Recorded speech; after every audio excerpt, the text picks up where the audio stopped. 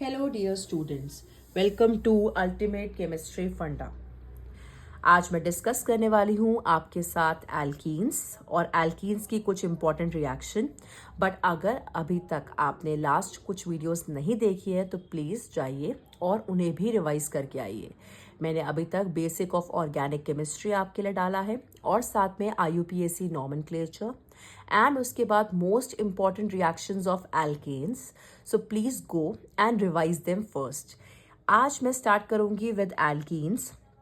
आपको ऑलरेडी पता है कि मैं बेसिक में डिस्कस कर चुकी हूँ, जिन्होंने वीडियो देखी होगी उनकी बात कर रही हूँ, तो प्लीज़ पहले बेसिक और उसके बाद ये वीडियो देखिएगा। तो जब आप बात करते हैं एल्कीन्स की, आपको पता है ये अनसैचुरेटेड हाइड्रोकार्बन की कैटेगरी में आते हैं।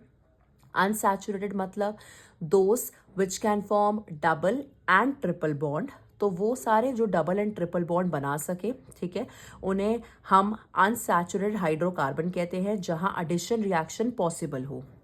तो मैं बात कर रही हूँ एल्कीन्स की। ये डबल बॉन्ड कार्बन एटम को रिप्रेजेंट करते हैं। अगर आप बात करते हैं इनके कॉमन नेम की, तो इन्हें ओलेफिन्स कहते हैं, जिन्हें आप कहते हो ऑयल फॉर्मिंग। इनका जो जनरल फॉर्मूला होता है वो है CnH2n। और मैंने अभी आपको बताया अनसैचुरेटेड हाइड्रोकार्बन की ये खासियत है कि ये आपके डबल एंड ट्रिपल बॉन्ड वाले हैं, और साथ में आप ये कह सकते हैं कि ये हमेशा एडिशन रिएक्शन को शो करते हैं। तो जब मैंने आपके साथ डिस्कस किया था आइसोमेरिज्म के बारे में, वहाँ मैंने काफ़ी स्ट्रक्चर डिस्कस किए थे, बट कुछ इंपॉर्टेंट स्ट्रक्चर आप देख सकते हो आपकी स्क्रीन पर है। तो यहाँ पर एल्कीन्स दो टाइप से दिखा सकता है। एक पोजीशन, मैंने क्या कहा था, जब भी आप आइसोमेरिज्म की बात करोगे मॉलिक्यूलर फॉर्मूला आपका सेम रहेगा, बट अगर पोजीशन की बात हो रही है तो वहां पोजीशन किसी ना किसी की डिफरेंट होगी। जब चेन की बात होगी तो वहां पर आपको चेन में डिफरेंस दिखाई देगा। बहुत सिंपल है किसी भी आइसोमेरिज्म को आइडेंटिफाई करना, ठीक है। तो पोजीशन में आप देख सकते हो यहाँ 1 ब्यूटीन बन रहा है, या ब्यूट 1 इन भी कह सकते हो, क्योंकि यहाँ पर आपका डबल बॉन्ड जो है वो आपका फर्स्ट कार्बन पर है। आप इसे ब्यूट 2 इन भी कह सकते हो, बिकॉज यहाँ पर आप कहीं से भी नंबरिंग करें, जो आपका बॉन्ड है वो सेकेंड कार्बन पर है। सो ये डिफरेंस हो गया बॉन्ड का, इसीलिए आप इसे पोजिशन आइसोमेरिज्म कहते हो। जब बात आती है चेन की, तो ये आप देख सकते हो स्ट्रेट चेन है, और ये है आपके पास ब्रांच चेन वाला स्ट्रक्चर। दो the molecular formula is same, but आप देख सकते हो प्रेजेंटेशन चेन में डिफरेंट है।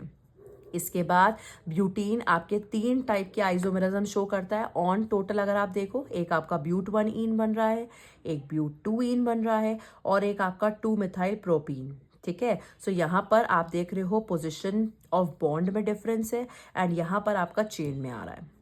तो this was all about isomerism, कैसे बनाना है स्ट्रक्चर को। तो प्लीज़ जाइए एंड बेसिक वाली वीडियो देखिए, वहाँ मैंने पूरा एक्सप्लेन किया है कि किस तरीके से आप सिंपलेस्ट फॉर्म में आइसोमेरिज्म के स्ट्रक्चर ड्रॉ कर सकते हो, ठीक है।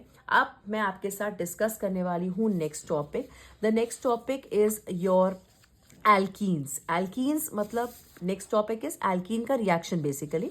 तो अब एल्कीन के रिएक्शन की अगर आप बात कर रहे हो, तो यहाँ पर आप देख सकते हो कि मैंने पहले ही कहा था ये वो है जिनके पास आपके डबल बॉन्ड प्रेजेंट होते हैं, ठीक है।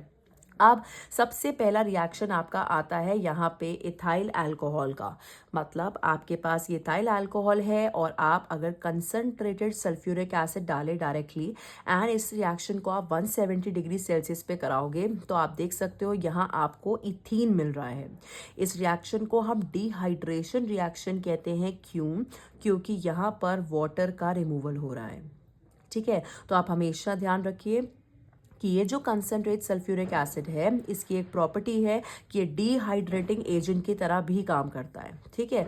तो यहाँ पर बहुत सिंपल सा रिएक्शन है, आप देख रहे हो C2 ही है, H5 की जगह H4 हो जाता है, बिकॉज यहाँ से एक हाइड्रोजन इस OH के साथ बाहर निकलेगा और मिल जाएगा वाटर। मैंने आपको लास्ट वीडियो में जब एल्केन की रिएक्शन एक्सप्लेन की थी, तब भी मैंने आपको एक चीज़ कही थी कि जब भी आप रिएक्शन को लर्न करें तो उसके पीछे टेक्निक देखिए कि आखिर प्रोडक्ट कैसे बन रहा है, ठीक है। अगर आपने समझ लिया कि प्रोडक्ट कैसे बनकर आ रहा है रिएक्शन में, तो रिएक्शन लिखना बहुत आसान हो जाएगा, आपको लर्न भी नहीं करना पड़ेगा, ठीक है। बिकॉज रोट लर्निंग अगर आप करेंगे, दैट मीन्स अगर रट्टा लगाएंगे तो रिएक्शंस थोड़े दिन तक याद रहेगी और फिर भूल जाएंगे। तो इससे अच्छा ये है कि आप समझ के करिए। अब नेक्स्ट आपके पास यही सेम रिएक्शन है इथाइल अल्कोहल की, और यहाँ आपको दे रखा है एल्यूमिनियम ऑक्साइड। ये रिएक्शन आपका 350 डिग्री सेल्सियस पर हो रहा है। अगेन ये भी एक ड्राइंग एजेंट की तरह काम कर रहा है, और आप देख रहे हो यहाँ पे आपको इथीन मिल रहा है विद वाटर। ठीक है, नेक्स्ट रिएक्शन आपके पास आता है ये, जिसे आप कहते हो डीहाइड्रोहैलोजिनेशन। डीहाइड्रोहैलोजिनेशन मतलब आप देख रहे हो कि यहाँ पे हैलोजन भी निकल रहा है और हाइड्रोजन भी निकल रहा है। आपके पास है alcoholic hot and concentrated KOH, जहां पर आप क्या कर रहे हैं, आपके पास C2H5Cl है। अब इस रिएक्शन को समझने की कोशिश करिए। C2 अपनी जगह पर है, यहाँ पर दे रखा है आपको H5। ठीक है, अब इस H5 की जगह आप देख रहे हैं यहाँ पर H4 हो रहा है, क्योंकि यहाँ से एक हाइड्रोजन आपका कम हो रहा है और ये हाइड्रोजन जाके लगेगा इस OH के साथ, तो यहाँ बन गया आपका वाटर। ठीक है, ये Cl जाके लग जाएगा K के साथ, तो बन जाएगा KCl। फिर से समझा रही हूँ, C2 अपनी जगह पर है, एक हाइड्रोजन यहाँ से कम करोगे तो ये हो गया H4।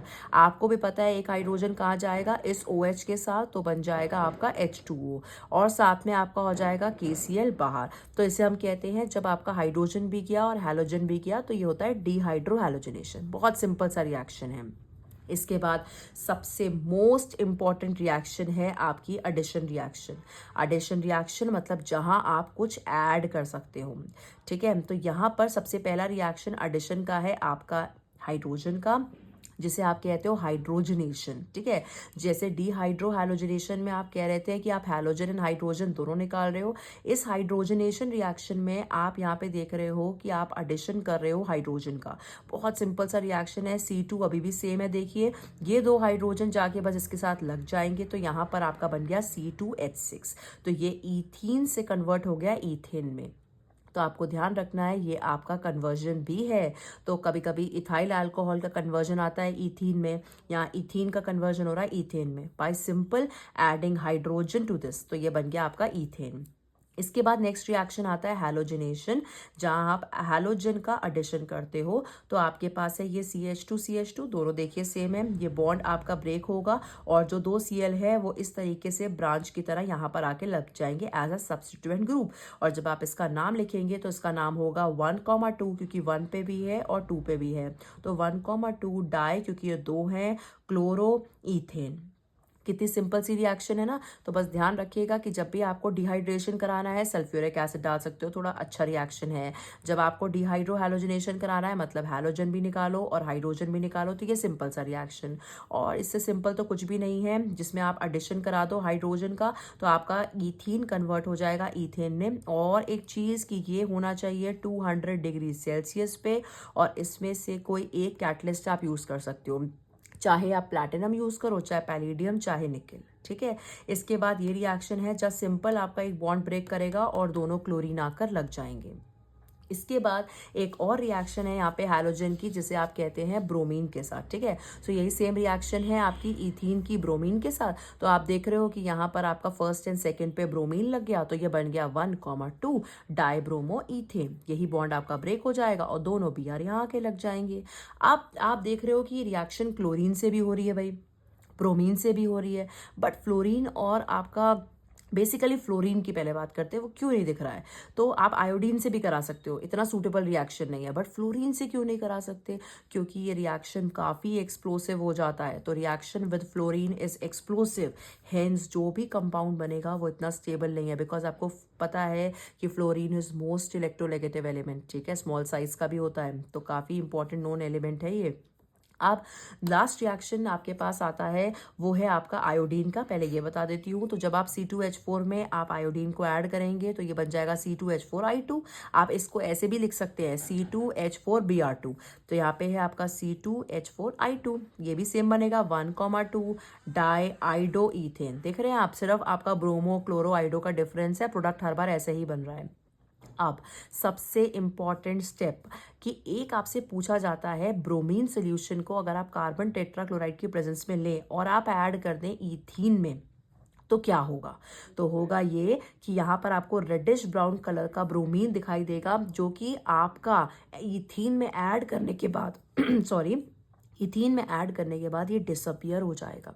So bromine solution in CCl4 when added to ethene the reddish brown colour of bromine disappear. मतलब ये ब्रोमीन का सोल्यूशन जो कि आपका ब्राउन कलर का था वो बिल्कुल कलरलेस हो जाएगा। तो ये बहुत अच्छा टेस्ट है जिसमें आप टेस्ट दे सकते हैं बिटवीन आपका एल्केन और एल्कीन में, क्योंकि पता क्या होता है, एल्केन आपका ये टेस्ट नहीं देगा बट एल्कीन की जब बात आती है तो ये वो टेस्ट देगा।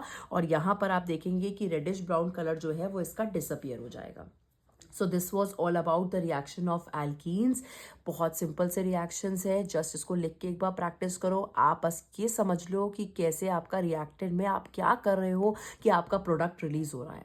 बस अगर आपको इतना समझ में आ गया तो आप अपने आप रिएक्शन लिख सकते हो, आपको लर्न करने की भी जरूरत नहीं पड़ेगी, बट एक जनरलाइज्ड स्केच आपके माइंड में होना चाहिए। तो मैं फिर कहूँगी, रिएक्शंस को लिखो, रोज उसको रिवाइज करो, तो रिएक्शंस गलत होने के चांसेस बहुत कम हो जाते हैं। सो आज मैं एक वीडियो एंड करती हूँ यहीं पे। नेक्स्ट वीडियो में लेकर आऊँगी about the reactions of alkynes, जो कि आपकी अभी थर्ड वीडियो है इस सीरीज में, एल्केन एल्कीन एल्काइंस की।